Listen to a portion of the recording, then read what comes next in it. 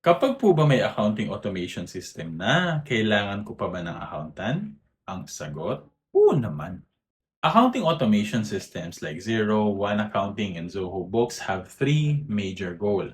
Consolidate your data in a single platform, reduce manual encoding to reduce delays and errors, and instantly generate reports to support your decision making in real time. Meanwhile, accountants should be able to help you convert raw financial data like receipts and invoices into meaningful financial information.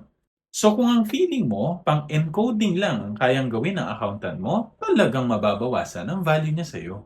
Having accounting automation tools in place would enable you to get better value for your accountant's genius by having them as your trusted advisor and business coach.